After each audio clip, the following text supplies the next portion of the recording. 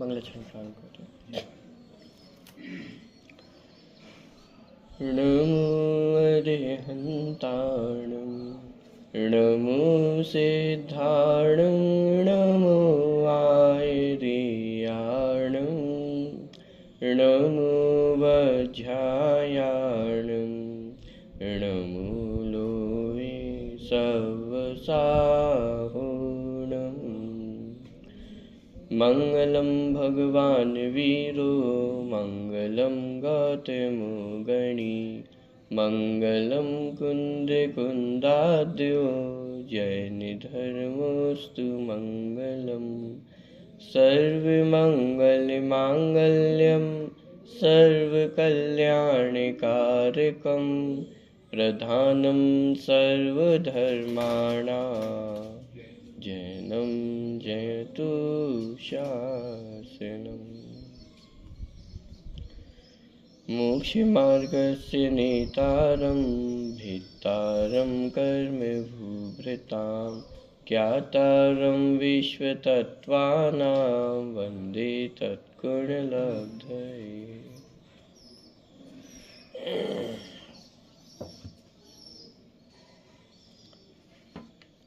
सातवें अध्याय की चर्चा अपनी चल रही है। दो सूत्रों की चर्चा कल अपन ने देखी थी। पहले नंबर के सूत्र में व्रत किसे कहते हैं, तो हिंसा, झूठ, चोरी, कुशील और परिग्रह, इनसे विरति, इसका नाम व्रत है। बहुत सारी चर्चा अपन इसके संदर्भ में कर चुके हैं। कल अपन ने मुख्य रूप से दूसरे सूत्र की चर्चा देखी थी। वे व्रत दो प्रकार के हैं, अणुव्रत और महाव्रत। उन पांचों पापों से एक देश विरति होना ये अणुव्रत है, और सर्वदेश विरति होना ये महाव्रत है। तो एक देश त्याग करने को अणुव्रत कहा जाता है और सर्वदेश त्याग करने को महाव्रत कहा जाता है। महाव्रत को महा क्यों कहा, महान क्यों कहा? क्योंकि ये महाव्रत महापुरुषों के द्वारा धारण किए जाते हैं, मुनिराजों द्वारा धारण किए जाते हैं, इसलिए इन व्रतों का नाम भी क्या रखा? महाव्रत है। ये महान है, इनका महत्व है। क्यों?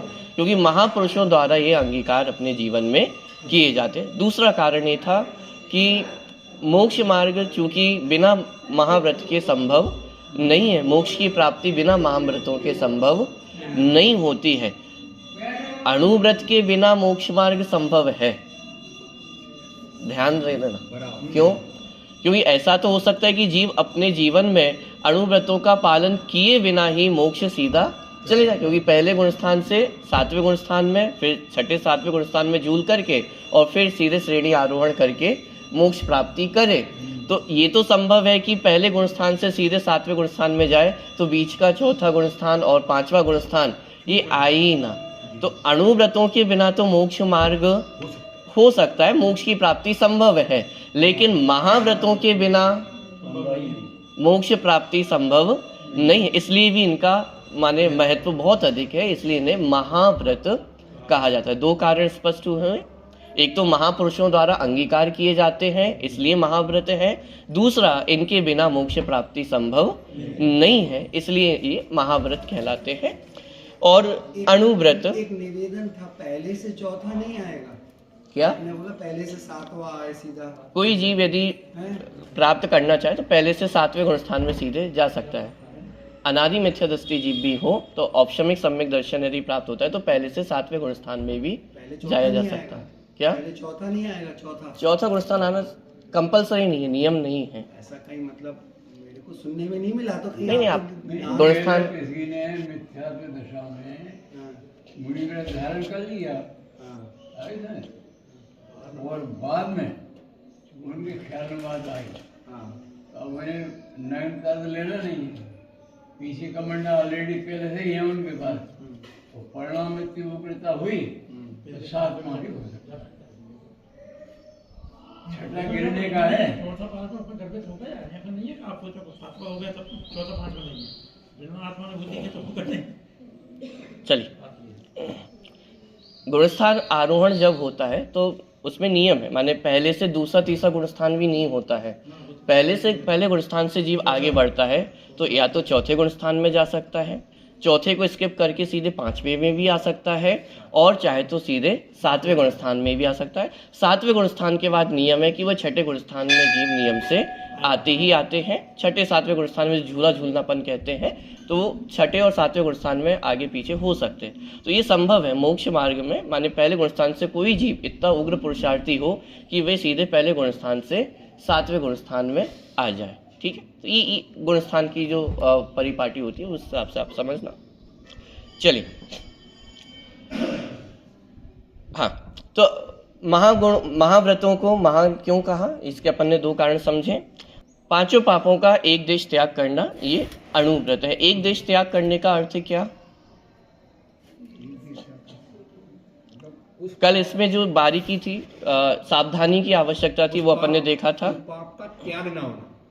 हाँ, एक देश त्याग करने का मतलब हम ये समझते हैं कि जैसे अहिंसाणुव्रत में संकल्पी हिंसा का तो त्याग कर दिया, और बाकी 3 प्रकार की हिंसा वो तो कर सकते हैं ना, कर सकते हैं, इसका नाम अणुव्रत नहीं है। उन 3 प्रकार की हिंसा में जो सावधानी जीव बरतता है उसका नाम अणुव्रत है। छूट नहीं दी है 3 प्रकार की हिंसा करने की। संकल्पी हिंसा का तो वह बुद्धि पूर्वक त्यागी होगा, नियम पूर्वक त्यागी होगा, लेकिन बाकी की जो 3 प्रकार की हिंसा है, आरंभी, उद्योगी और विरोधी, तो ये तो जितनी चाहे उतनी कर सकता है ना। अरे संकल्पी हिंसा छोड़ दी, उसका नाम एक देश व्रत होगा ना, अणुव्रत होगा। संकल्पी हिंसा तो छोड़नी ही है, वह तो नियम पूर्वक बुद्धि पूर्वक छूटेगी ही, लेकिन बाकी जो 3 प्रकार की हिंसा है उसमें भी स्वच्छंद आचरण नहीं होगा, उसमें भी विवेक पूर्वक, सावधानी पूर्वक, और उसका नाम अणुव्रत है। जितनी हिंसा हो रही है वो तो हिंसा ही है, लेकिन वो हिंसा करते हुए भी जितना विवेक उसका वर्त रहा है, जितनी सावधानी है, उसका नाम अणुव्रत है। कोई अभ्यास नहीं है ज्यादा, इसलिए गलती हो जाती है। देखिए, जैसे अब घर गृहस्थी में जीव है, चौथे गुणस्थान में, 5वें मुख्य रूप से तो 5वें गुणस्थान में जीव है, तो वहां पे घर गृहस्थी का पालन भी करेगा, व्यापार आदि भी करेगा, तो उद्योगी हिंसा भी होगी, आरंभी हिंसा भी होगी। लेकिन आरंभी हिंसा होते हुए जितनी आवश्यकता है, जैसे अग्नि का प्रयोग करना हो, तो ऐसा नहीं कि अग्नि बहुत ज्यादा प्रयोग किए जा रहा है, जितने भोजन पकाने में जितनी आवश्यकता हो उतनी अग्नि का प्रयोग करेगा, उसके बाद तुरंत बंद कर देगा। पानी की जितनी आवश्यकता हो, बर्तन साफ करने में, कपड़े धोने में, नहाने में जितनी आवश्यकता हो, तो उस आवश्यकता से अधिक वह उपयोग नहीं करता है। बहुत अधिक उपयोग करे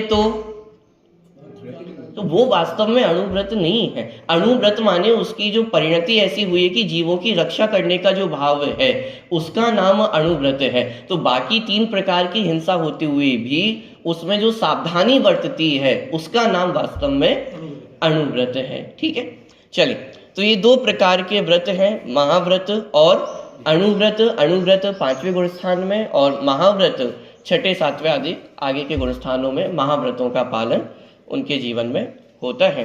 और मानिए ये प्रकरण ऐसा प्रकरण है कि जितनी चर्चा करना चाहे वो कमी ही है, क्योंकि जितनी हम चर्चा होती है ना, जगत में विश्व शांति हो जाए, हमारा आचरण कैसा होना चाहिए, राम राज्य जैसा वर्तमान में हो जाए तो कितना अच्छा होगा, कैसे बनेगा राम राज्य, कैसा होना चाहिए अपना आचरण, तो माने उसकी एक पूरी समराइज्ड जो वर्जन है वो हमें 5 अणुव्रतों में प्राप्त हो जाता है। माने यदि पूरी विश्व शांति हम चाहते हैं, राम राज्य हो जाए ये चाहते हैं, तो कैसा होना चाहिए हमारा जीवन, कि ये अणुव्रतों का स्वरूप जो हमें बताया है कि यदि ये हमारे जीवन में पालन हो तो वास्तव में राम राज्य तैयार हो सकता है। खैर ये तो एक भावना है, क्योंकि विश्व में कभी भी ऐसा इस प्रकार का वो राम राज्य संभव नहीं है। प्राणी तो तरह तरह के पाए जाते हैं, लेकिन यदि वास्तव में कोई राम राज्य हो तो उसकी परिकल्पना कैसी होगी, इस तरह की परिकल्पना होगी। जीव एक दूसरे का घात नहीं करेंगे, अहितकारी वचन नहीं बोलेंगे, सत्य वचन बोलेंगे, कोई किसी की चोरी नहीं करेगा, कुशील नहीं करेगा, अनावश्यक परिग्रह नहीं जोड़ा जाएगा। तो ये सारी यदि चीजें हो किसी के जीवन में, से बहुत सारे कथन आपको अन्य माने लोगों के भी ऐसे पढ़ने को मिल जाएंगे कि यदि पूरा विश्व जैन बन जाए तो जेल की हमें आवश्यकता ही नहीं पड़ेगी। क्यों? जैन माने ये 5 अणुव्रतों का पालन अपने जीवन में होना। बात ख्याल में आ रही है? चलिए, दूसरा कारण माने अणुव्रतों की चर्चा करते हुए इन्हें अणुव्रत क्यों कहा? अणु का मतलब क्या होता है? अणु का मतलब क्या होता है? छोटा। अरे सबसे छोटा, माने उससे छोटी और कोई वस्तु जगत में नहीं होती है। यहाँ व्रतों को भी क्या कहा जा रहा है? अणुव्रत कहा जा रहा है। तो ये कोई छोटी मोटी चीज है क्या? महाव्रत के सामने ये व्रत कैसे है? अणु के समान है। कोई जीव यदि व्रतों का पालन करके बहुत अधिक फूल गया हो, अभिमान में आ गया हो, तो ये क्या कहा जा रहा है कि कौन से व्रत है? अणु व्रत है। इनमें संतुष्ट नहीं हो जाना, लक्ष्य तो हमारा महाव्रत को अंगीकार करना है। और महाव्रत के सामने ये व्रत कैसे है? अणु के समान है। अब इसका यदि दूसरे प्रकार से अर्थ किया जाए, अणु माने सबसे छोटा, सबसे कम। आचार्य हमें ये कहना चाह रहे हैं कि कम से कम हमारे जीवन में इतना तो होना ही चाहिए। क्या? यानी यदि इतना भी हमारे जीवन में नहीं है तो इसका मतलब हमारे जीवन में अभी कुछ भी नहीं है। अणु माने सबसे छोटा, सबसे छोटे यदि कोई व्रत है तो ये अणु व्रत कहे जा रहे हैं। माने आचार्य हमें प्रेरणा देना चाह रहे हैं कि कम से कम हमारे जीवन में इतना तो होना ही चाहिए, तो कंपलसरी है। यदि ये भी हमारे जीवन में नहीं है तो माने बहुत विचार करने की आवश्यकता है कि हम अभी किस दिशा में आगे जा रहे हैं। पॉइंट पकड़ में आ रहा है? तो ये अणु कहने के 2 कारण स्पष्ट हुए। एक तो महाव्रत के सामने ये व्रत कैसे हैं? बहुत छोटे हैं, अणु के समान है। कहाँ मुनिराजों के महाव्रत का जीवन, अहिंसा महाव्रत, सत्य महाव्रत। अहिंसा वो तो कैसी होती है? जैसे मुनिराज विहार करते हैं ना, तो अभी जैसे धूप है और छांव है, जैसे यहाँ पे अपने को धूप और छांव दिख रही है, तो जैसे यदि छांव से धूप में जा रहे हो तो पहले अपने शरीर का प्रतिलेखन करते हैं। क्यों? क्योंकि कुछ जीव ऐसे हो सकते हैं कि जो छांव में तो सरवाइव कर सकते हैं, रह सकते हैं, लेकिन धूप में उनका रहना संभव नहीं है। तो पहले पीछे से अपना प्रतिलेखन करेंगे और उसके बाद फिर धूप में जाएंगे। धूप से छांव में आ रहे हो तो भी पहले शरीर का परिमार्जन करेंगे। माने ये उनकी महाव्रत, अहिंसा महाव्रत। अब उसके सामने अहिंसा अणुव्रत माने कितना छोटा है। मात्र संकल्पी हिंसा का ही त्याग किया है। आरंभी हिंसा, उद्योगी हिंसा, विरोधी हिंसा, ये तो उसके जीवन में दिख ही रही है ना, होती ही है।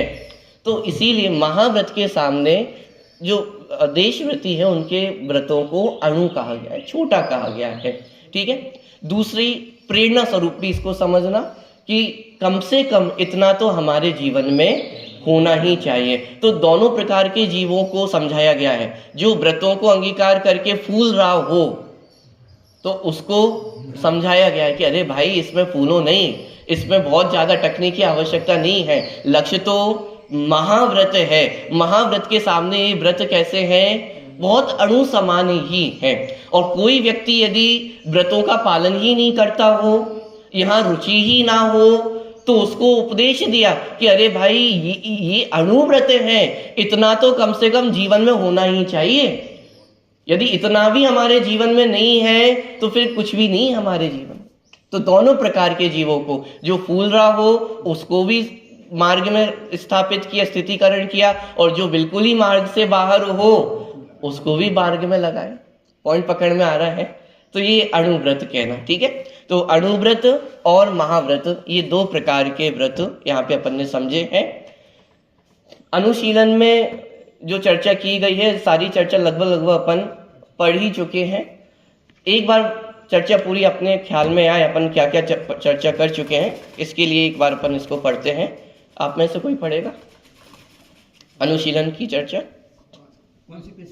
पृष्ठ क्रमांक 264। व्रत का स्वरूप एवं प्रकार। अब सर्वप्रथम व्रत का स्वरूप और उसके प्रकारों की चर्चा करते हैं, जो इस प्रकार है। हिंसा, अनर्थ, झूठ, अस्तेय, चोरी, अभ्रम, कुशील और परिग्रह, इन पांचों पापों से व्रत होना व्रत है। एक देश व्रत अर्थात अनुव्रत और सर्वदेश व्रत अर्थात महाव्रत, इस प्रकार अनुव्रत और महाव्रत के भेद से व्रत दो प्रकार के होते हैं। इसमें एक करेक्शन कर लेना, पहली लाइन में जो अर्थ लिखा है ना, हिंसा, अनर्थ और अस्तेय, तो यहाँ पे स्तेय करना, स्तेय का अर्थ चोरी होता है, अस्तेय माने अचौर्य। ठीक है, यहाँ मिसप्रिंट हुआ है, इसको सही कर लो। हाँ, चल आगे। पापों के एक देश त्याग को अनुव्रत कहते हैं और बुरी तरह त्याग को महाव्रत कहते हैं। उक्त पांच पापों का स्वरूप आगे आचार्य जी स्वयं सूत्रों द्वारा प्रस्तुत करेंगे। यहाँ एक प्रश्न संभव है कि व्रतों को तो संवर अधिकार में लेना चाहिए या आश्रव अधिकार में क्यों लिया। इसी प्रकार की शंका सर्वार्थ सिद्धि नामक व्यक्ति में आचार्य पूज्यपाद ने भी उठाई है और उसका समाधान भी किया है। वो समाधान इस प्रकार है। शंका, यह व्रत आश्रव का कारण है, यह बात नहीं बनती क्योंकि संवर के कारणों में इनका अंतर्भाव होता है। आगे गुप्ती, समिति इत्यादि संवर के कारण कहने वाले हैं। वहाँ 10 प्रकार के धर्मों में एक संयम नाम का धर्म बतलाया है, उसमें व्रतों का अंतर्भाव होता है। समाधान, यह कोई दोष नहीं है क्योंकि यहाँ निर्वृत्ति रूप संवर का कथन करेंगे, वहाँ निर्वृत्ति रूप संवर का कथन करेंगे और यहाँ प्रवृत्ति देखी जाती है क्योंकि हिंसा, असत्य और अदत्ता दान आदि का त्याग करने पर अहिंसा, सत्य वचन और दी हुई वस्तु का ग्रहण आदि रूप क्रिया देखी जाती है। इसी प्रकार का भाव आचार्य अकलंक देव ने राजवार्तिक में भी प्रस्तुत किया है। उसका महत्वपूर्ण अंश इस प्रकार। इसकी चर्चा अपन ने बहुत विस्तार में कर चुके हैं कि प्रश्न खड़ा किया गया था कि ये जो व्रत है ये तो संवर रूप है। 10 धर्मों में भी संयम धर्म के अंतर्गत अपन इनको पढ़ते हैं और 10 धर्म ये संवर रूप है, लेकिन आप इन्हें आश्रव का कारण क्यों कह रहे हो? क्योंकि छठा और सातवां अधिकार ये दोनों आश्रव के अधिकार हैं और आश्रव अधिकार में व्रतों की चर्चा की जा रही है। तो शिष्य का प्रश्न था कि व्रतादिक का पालन तो संवर रूप है और आप ही ने आगे चल करके ये बात कही है, तो फिर आप ही ये व्रतों को आश्रव के कारण क्यों कह रहे हैं? तो इस बात को यहाँ पे स्पष्ट किया कि जहाँ व्रतों को संवर का कारण कहा वहाँ निवृत्ति रूप समझना और जहाँ व्रतों को आश्रव का कारण कहा जा रहा है वहाँ प्रवृत्ति रूप है। उसकी व्याख्या और देखिए। व्यक्त संवर रूप नहीं है क्योंकि इनमें परिस्पंदन प्रवृत्ति है। असत्य, चोरी आदि से व्यक्त होकर सत्य, अचोरी आदि प्रवृत्ति देखी जाती है। हाँ, गुप्ती आदि संवर के लिए ये अहिंसा व्रत सहायक होते हैं। व्रतों का संस्कार रखने वाला साधु सुखपूर्वक संवर करता है। अतः संवर की भूमिका रूप इन व्रतों का पुण्य आश्रव का हेतु होने से यहाँ ही निर्देश करना उचित है। देखिए, पूज्यपाद स्वामी ने तो इसका सीधा अर्थ किया था कि निवृत्ति रूप जो व्रत हैं वे संवर के कारण हैं और प्रवृत्ति रूप जो व्रत हैं वे आश्रव के कारण हैं। यहाँ पे अकलंक देव इसको इस प्रकार से प्रस्तुत कर रहे हैं, चूंकि जो व्रत है वे प्रवृत्ति रूप होते, जीव हिंसा, झूठ, चोरी, कुशील छोड़ता है तो उसके बदले में क्या करता है? अहिंसा, सत्य, अचौर्य, इनका पालन अपने जीवन में, इनकी प्रवृत्ति उसके जीवन में देखी जाती है। और मन, वचन, काय की प्रवृत्ति होती है तो उसके माध्यम से योग होता है। योग माने आत्म प्रदेशों का परिस्पंदन, और वह योग आश्रव है। यह अपन ने छठे अधिकार के प्रारंभिक सूत्रों में देखा था। तो इस कारण से यहाँ व्रतों को आश्रव का कारण कहा जा रहा है। लेकिन इन्हें संवर का कारण क्यों कहा जाता है? तो पूज्यपाद स्वामी ने तो उसका डायरेक्ट उत्तर दिया था कि निवृत्ति रूप जो व्रत हैं वो संवर के कारण है। अकलंक देव इसको इस भाषा में कह रहे हैं चूंकि वे संवर की भूमिका तैयार करते हैं। ये व्रत जो है वे संवर की भूमिका तैयार करते हैं, इसीलिए इन व्रतों को संवर का कारण भी कहा जाता है। ठीक है, चलिए आगे। रात्रि भोजन के संदर्भ में आचार्य पूजपात के विचार द्रष्टव्य है। शंका, रात्रि भोजन विरमण नाम का छठा अनुव्रत है, उसकी यहाँ परिगणना करनी थी। समाधान नहीं, क्योंकि उसका भावनाओं में अंतर्भाव हो जाता है। आगे अहिंसा व्रत की भावनाएं कहेंगे, उनमें एक अलौकिक पान भोजन नाम की भावना है। उसमें रात्रि भोजन विरमण नामक व्रत का अंतर्भाव हो जाता है। आचार्य अंकलन देव राजवार्तिक में रात्रि भोजन त्याग के पक्ष में अनेक महत्वपूर्ण तर्क प्रस्तुत करते हैं, जो मूलतः पठनीय है। नीचे शब्द का चलिए, ये सारी चर्चा अपनी लगभग हो चुकी है, इसलिए बहुत विस्तार में नहीं जा रहे हैं। 2-3 दिन अपन ने बहुत चर्चा इस पे की है। आगे बढ़ते हैं अगले पृष्ठ पे, व्रतों की भावनाएं।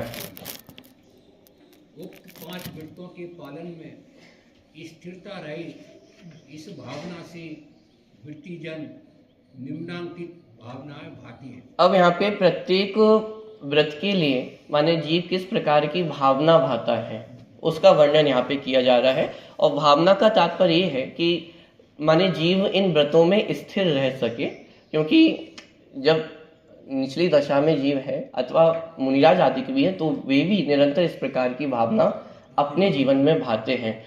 तो उन भावनाओं को यहाँ पे स्पष्ट किया, एक एक व्रत संबंधी क्या क्या भावनाएं होती हैं उनको यहाँ पे स्पष्ट किया जा रहा है। 3 नंबर का सूत्र है, सूत्र का पाठ एक बार यहाँ से करते हैं।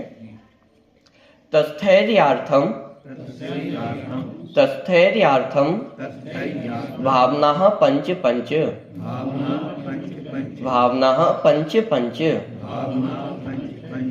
क्या कह रहे हैं? तस्थैर्यार्थम माने जो पहले व्रतों की चर्चा करके आए हैं, उन व्रतों में स्थैर्यार्थम स्थिरता के लिए भावना पंच 5 प्रकार की भावनाओं का वर्णन यहाँ पे किया जा रहा है। माने एक एक व्रत संबंधी 5 भावना। यहाँ पे आप कह सकते हैं, यहाँ पे 2 बार पंच क्यों लिखा है? मिसप्रिंट हो गया है क्या?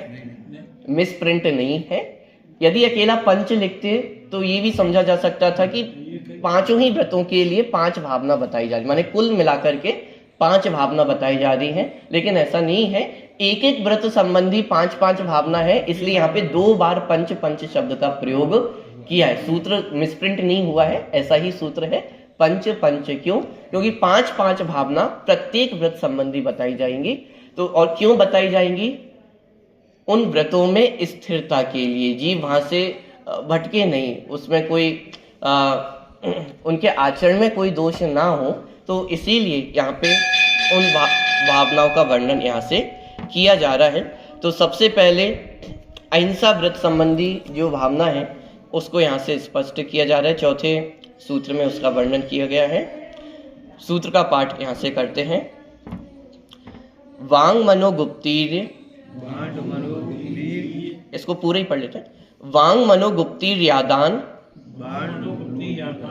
वांग मनोगुप्तीर यादान निक्षेपणस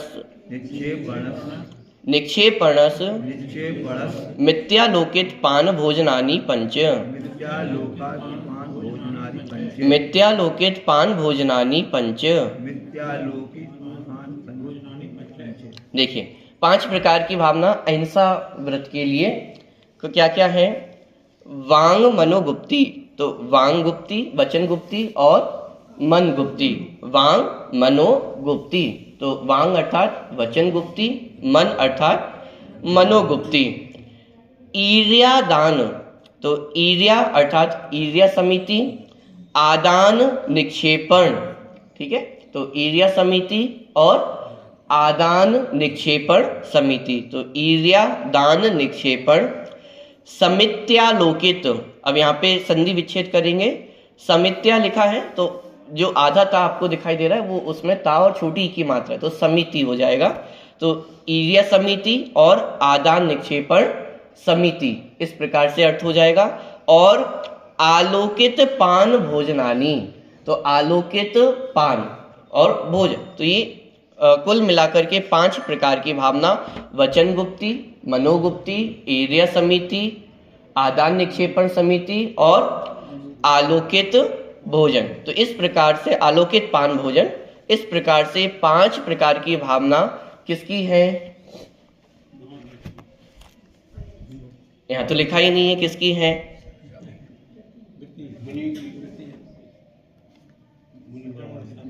ऊपर कह के आए थे ना, एक एक की 5-5 भावनाएं कहेंगे तो वो क्रम से ही चलेगा। तो सबसे पहला व्रत कौन सा है? अहिंसा व्रत है। तो अहिंसा व्रत संबंधी ये 5 प्रकार की भावनाएं हैं। ठीक है, अब आप ये सोच सकते हैं अहिंसा व्रत के संदर्भ में ये जो भावनाएं कही गई हैं, इसमें वचन की आवश्यकता क्यों? क्योंकि सबसे पहली ही भावना क्या है? वचन गुप्ति। तो ये तो आप सब सत्य व्रत की भावना में कहते हैं वचन गुप्ति, यहाँ पे अहिंसा के संदर्भ में वचन गुप्ति क्यों कहा जा रहा है? वचन गुप्ति का अर्थ है कुछ कहना ही नहीं। पॉइंट पकड़ आ रहा है? एक होती है वचन समिति और एक है यहाँ पे भाषा समिति, और यहाँ पे क्या है? वचन गुप्ति। तो भाषा समिति को यहाँ पे नहीं लिया है, एरिया समिति ली, आदान निक्षेपण समिति ली, भाषा समिति नहीं ली, लेकिन वचन गुप्ति ली गई है। वचन गुप्ति का अर्थ क्या है? कि कुछ बोलना ही नहीं। क्यों?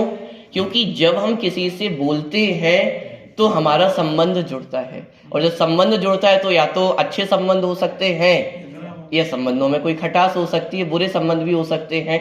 तो इससे अच्छा है कि बोलो ही नहीं। पॉइंट पकड़ में आ रहा है?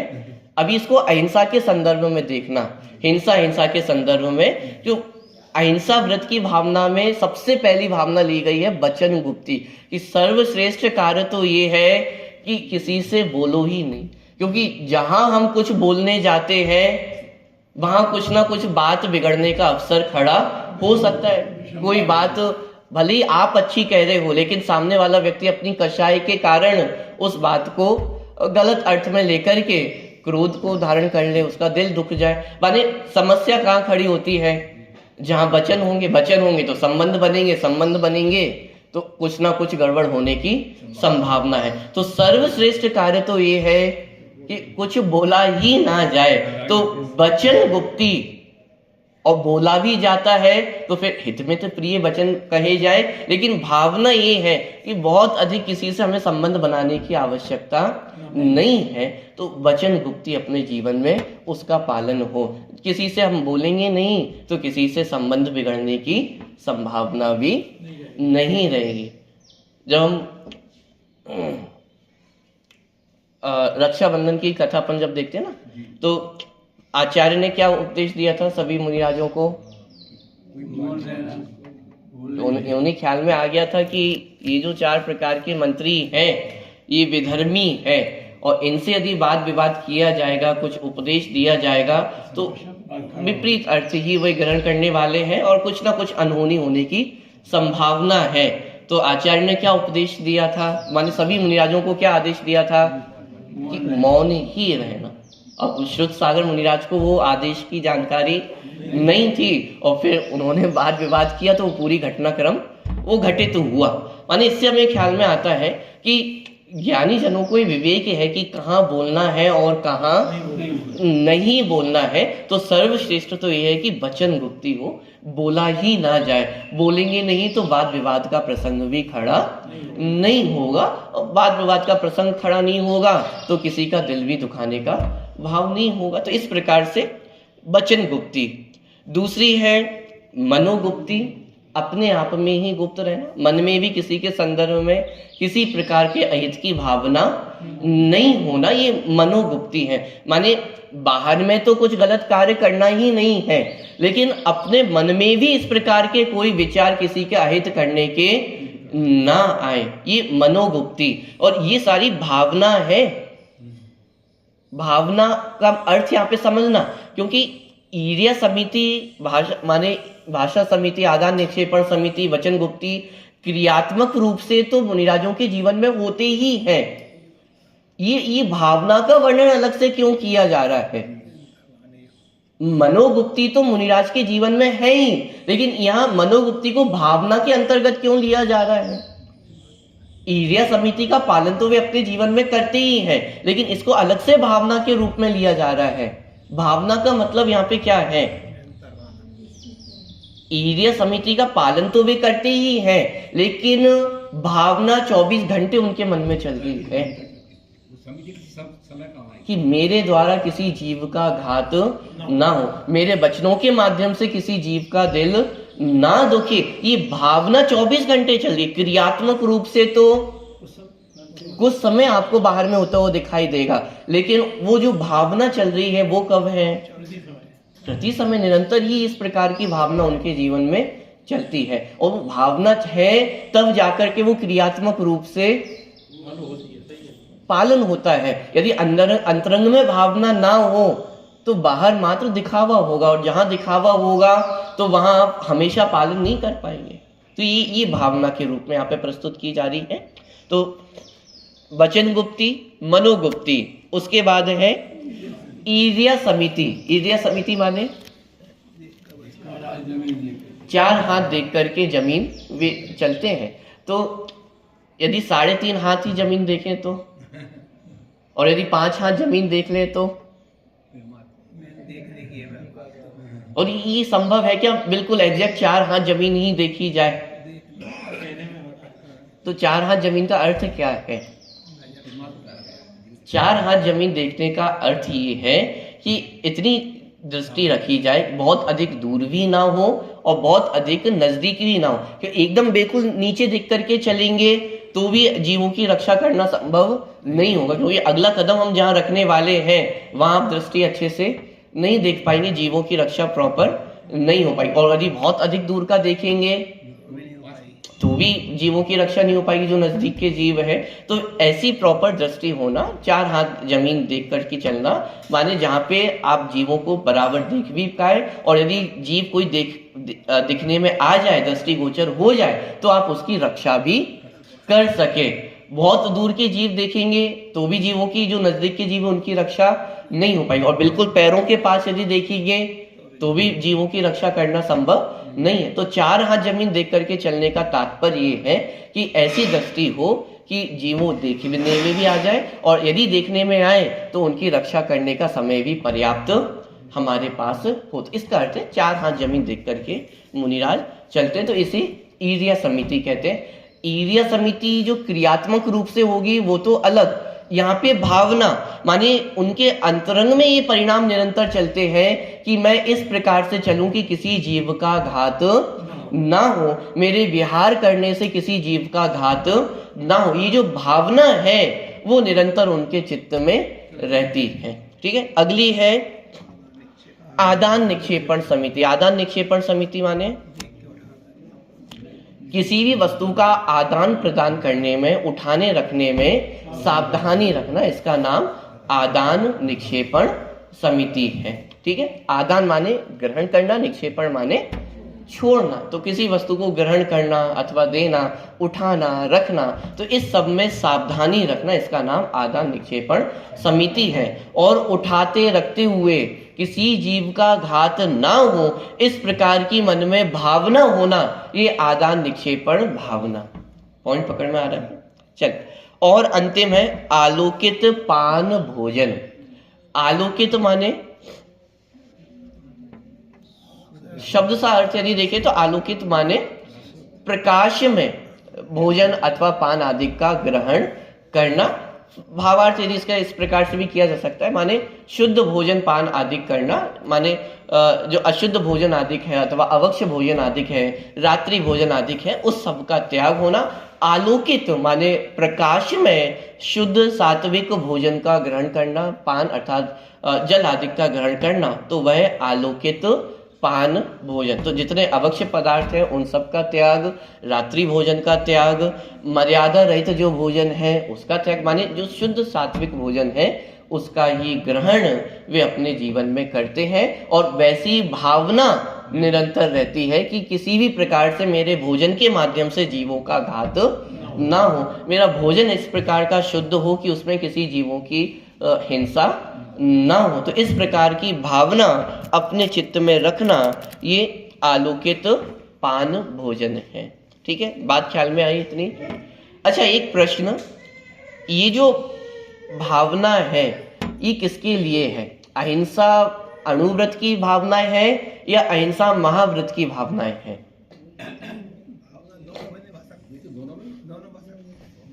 प्रश्न ख्याल में आया? क्योंकि पिछले सूत्र में तो दोनों प्रकार के व्रतों का वर्णन था, अणुव्रत भी और महाव्रत भी, और यहाँ पे अलग से सूत्र में कहीं पे भी नहीं लिखा कि ये कौन से व्रतों की भावना चल रही है। अहिंसा व्रत की भावना, अहिंसा अणुव्रत की भावना है या अहिंसा महाव्रत की भावना है? तो कौन से व्रत की, अणुव्रतों की भावना चल रही है या महाव्रतों की भावना चल रही है? तो सुनते से ही भावना होती है, ऐसी होती है कि मेरे माध्यम से किसी के बात ना। ये देखिए, मुख्य रूप से यदि हम देखें, जितनी चर्चा यहाँ पे ली गई है वो मुनिराजों की अपेक्षा ली गई है। समितियों का पालन मुनिराजों के जीवन में, गुप्ती का पालन मुनिराजों के जीवन में होता है। तो मुख्य रूप से जो भावनाएं हैं वो मुनिराजों की अपेक्षा, लेकिन अणुव्रती भी इन भावनाओं का पालन अपने जीवन में करता ही है और करना ही चाहिए। प्रतिक्रमण पाठ अपन करते हैं तो मुनिराज भी प्रतिक्रमण करते हैं, और श्रावक भी प्रतिक्रमण करता है या नहीं करता है? श्रावक भी प्रतिक्रमण करता है। मेरे द्वारा किसी भी एक इंद्रिय, दो इंद्रिय आदि जीवों की हिंसा हुई हो तो मैं उसके लिए क्षमा चाहता हूं। तो ये प्रतिक्रमण पाठ अपन करते हैं नहीं करते हैं? आलोचना पाठ अपन पढ़ते हैं, हाँ मैं अत्याचारी। तो ये सारी चीजें जो अपन पढ़ते हैं, तो ये क्या है? ये भावना ही तो है। आलोचना पाठ में तो अपन कितना पढ़ते हैं। झाड़ू लगाते समय, यदि बुहारी करते समय कोई मुझसे भूल हुई हो, चूक हुई हो, तो ये सब हम अपने कार्यों की आलोचना ही तो कर रहे हैं। अपने दैनिक जीवन में जो कुछ हमसे गलती हुई हो तो उसकी आलोचना कर रहे हैं। आलोचना कर रहे हैं मतलब ये भावना ही तो बहा रहे हैं कि अब आगे से मुझसे ये गलतियां ना हो। जो गलतियां हो गई हैं उनकी मैं क्षमा चाहता हूं, उसका प्रायश्चित करते हैं, प्रतिक्रमण करते हैं। तो ये भावना ही तो बहा रहे हैं कि आगे से मुझसे ये पाप ना हो। पूजन भी करते हैं तो अंत में हम क्षमापना करते हैं या नहीं करते हैं? क्षमापना माने तो ये क्षमापना, आलोचना, प्रतिक्रमण का अर्थ क्या है कि आज दैनिक जीवन में जो कोई गलतियां हुई हैं तो रात्रि में उनसे अपन ने क्षमा याचना कर ली, प्रतिक्रमण कर लिया, कल अगले दिन दोबारा अपन वो गलतियां करेंगे। इसका नाम थोड़ी ना प्रतिक्रमण है, इसका नाम आलोचना नहीं है। वास्तविक क्षमा का मतलब क्या है कि आज मुझे ख्याल में आया कि मैंने अपने दैनिक जीवन में ये गलतियां की हैं और मैं इनकी प्रायश्चित करता हूँ, क्षमा मांगता हूँ, और आगे ये जो गलतियां हैं, ये जो पाप है वो ना हो। इसका नाम आलोचना, इसका नाम क्षमा है। पॉइंट पकड़ में आ रहा है कि नहीं आ रहा है? तो अणुव्रती भी माने जो देशव्रती श्रावक है वह भी अपने जीवन में इस प्रकार की भावना भाता ही है। वचन गुप्ती की भावना, मनोगुप्ती की भावना कि वह अपने मन में भी किसी के प्रति खोटे परिणाम ना हो, वचनों के माध्यम से किसी का दिल ना दुखे, किसी का घात ना हो, किसी का अहित ना हो। मैं भी देख करके चलूं, 4 हाथ जमीन देख करके चलूं, चलने में मुझसे किसी भी प्रकार की हिंसा ना हो, उठाने रखने में किसी प्रकार की हिंसा ना हो, मेरा भोजन इतना पवित्र हो, शुद्ध हो कि किसी जीव की हिंसा ना हो। तो मुनिराजों के जीवन में तो इस प्रकार की भावना होती ही है, लेकिन देशव्रती श्रावक भी अपने जीवन में इस प्रकार की भावना निश्चित रूप से भाता ही है, भानी ही चाहिए। पॉइंट पकड़ में आ रहा है? तो ये किसके लिए है भावना? ये सभी प्रकार के जीवों के लिए है, अणुव्रतिधारी जीवों के लिए भी है और महाव्रती जीवों के लिए भी है। अच्छा, तो ये तो अणुव्रती और महाव्रती जीवों के लिए है। हम तो साहब पहले गुण स्थान में, तो हम तो ये भावना नहीं भाएंगे कि अरे भाई ये भावना तो प्रत्येक जीव के लिए है। यद्यपि हमारी वर्तमान दशा भले ही यदि पहले गुण स्थान में भी क्यों ना हो, लेकिन ये भावना तो तब भी भानी योग्य ही है। यदि ये भावना नहीं होगी, इस तरह के परिणाम नहीं होंगे, तो आगे चलकर की भूमिका कैसे तैयार होगी? विशुद्धि लब्धि पर ये जो सम्यक दर्शन की भूमिका तैयार होती है, चौथे पांचवें गुणस्थान की भूमिका तैयार होती है, वो भूमिका तो पहले गुणस्थान में ही तैयार हो रही है ना। विशुद्धि लब्धि, देशना लब्धि, प्रायोगिक लब्धि, तो ये भावनाओं के माध्यम से ही तो हो रही है। ये अंतरंग में परिणाम ऐसे निर्मल हो रहे हैं कि मेरे माध्यम से किसी जीव का घात ना हो। तो ये भावना तो सभी जीवों को भाने योग्य है। ये अलग बात है कि सम्यक भावना तो मुनिराजों के जीवन में, देशव्रती श्रावकों के जीवन में ही होती है, लेकिन जो जिस अवस्था में है उस अवस्था में रह करके भावना तो भाने ही योग्य है। और भावना भाने का अर्थ ये नहीं कि भावना भाली और पाप किए जा रहे हैं। भावना भाने का अर्थ ये है कि आगे चल करके वो पाप हमारे जीवन में ना हो। कदाचित आज झाड़ू लगाते समय प्रमाद में मैंने झाड़ू लगा दी और जीवों की हिंसा हो गई, तो अब हम क्या करेंगे? तो अब हम उसकी आलोचना करेंगे, प्रायश्चित लेंगे। और आलोचना प्रायश्चित करने का अर्थ क्या है कि कल जब दोबारा झाड़ू लगाए तो कल रात की आलोचना ख्याल में आनी चाहिए कि अरे कल मुझसे मैंने प्रमाद में झाड़ू लगा दी थी, जीव बिना देखे झाड़ू लगा दी थी, आज वो गलती मुझसे नहीं होनी चाहिए। इसका नाम भावना है।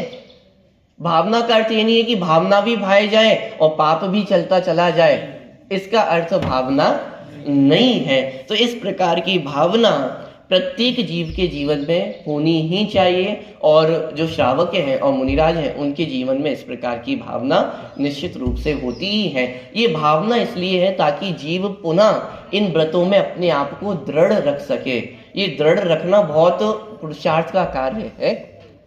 कभी कभी ऐसा होता है कि आप एकदम स्वाध्याय से उठे और कोई एकदम मोटिवेशनल बात आपने सुनी और एकदम हमारा चित्त ऐसा भर जाता है कि आज से मैं भी सावधानी रखूंगा, अपने जीवन में कोई अनाचार नहीं करूंगा, कोई पाप प्रवृत्ति नहीं करूंगा। एक दिन आप वो माने ऐसा सात्विक जीवन जी भी लेते हैं, लेकिन उसको कंटिन्यू रखना, अगले दिन, उसके अगले दिन वो वैसा ही जीवन बराबर हमारा चलता रहे, इसमें पुरुषार्थ है। एक दिन इमोशनल होकर के उन चीजों का पालन करना वो सरल है, लेकिन हर दिन उन चीजों का पालन करना, उसके लिए भावना आवश्यक है। अपने अंतरंग में परिणाम बने रहना आवश्यक है। पॉइंट पकड़ में आ रहा है। और ये यदि भावना ना बनी रहे तो ये व्रतों का अंगीकार करना अथवा व्रतों से चलायमान होना, उनमें दोष लगना, ये संभव है। तो हर समय अपने मन में परिणाम रहने चाहिए कि जीवों की रक्षा किस प्रकार से हो। तो वो सारे पॉइंट यहाँ पे दे दिए गए हैं। प्रश्न मैं छोड़ के जा रहा हूँ, इसकी चर्चा तो अपन अगले सत्र में करेंगे। यहाँ पे 5 प्रकार की भावना बताई गई है। तो क्या भावना 5 ही होंगी अहिंसा व्रत की, या और भी हो सकती है? माने ये 5 ही भावना भानी चाहिए, इसके अलावा और भी भावना भाई जा सकती है अहिंसा व्रत के लिए? विस्तार से चर्चा तो अपन अगले सत्र में करेंगे। इसका उत्तर आप खोज करके आए, उत्तर मैं दे देता हूं, उस पर विचार आप करके आना। भावनाएं तो और भी अधिक हो सकती है, लेकिन यहाँ पे मुख्य रूप से इन 5 भावनाओं का वर्णन आचार्य ने किया। एक तरह से हमें उदाहरण प्रस्तुत किया है कि इस प्रकार से हमारी भावना अहिंसा व्रत संबंधी होनी चाहिए। मोटे मोटे कारण उन्होंने खोजे कि हिंसा किन किन कार्यों में होती है। वचन बोलने पर हिंसा हो सकती है, मन में सोचने पर, माने भाव हिंसा तो निरंतर चली रही है तो मन के माध्यम से हिंसा होती है, चलने फिरने में हिंसा होती है, वस्तुओं को उठाने रखने में हिंसा होती है, भोजन बनाने में हिंसा होती है।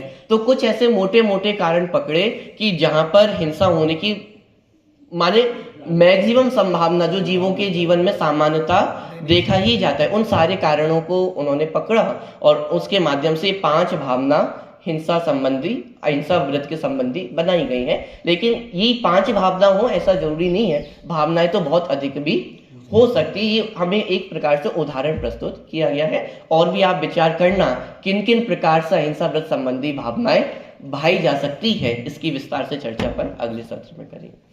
सहजानंदी सोत स्वरूपी अविनाशी में आत्म स्वरूप सहजा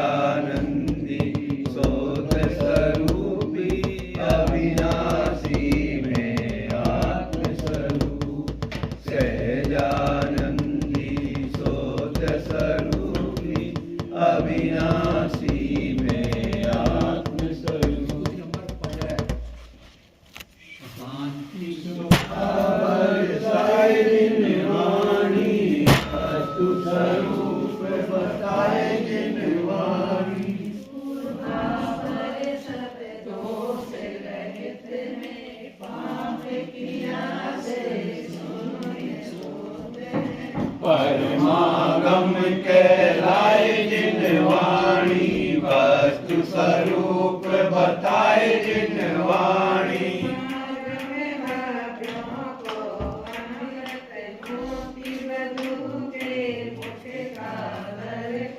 भव सागर से तारे जिन वाणी वस्तु स्वरूप बताए जिन वाणी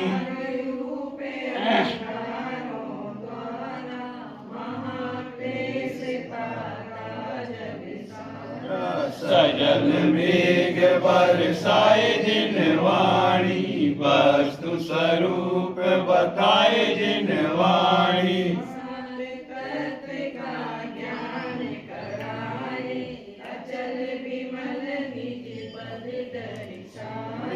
सुख सागर लहराए जिन वाणी वस्तु स्वरूप बताए जिन वाणी के ज्ञान जय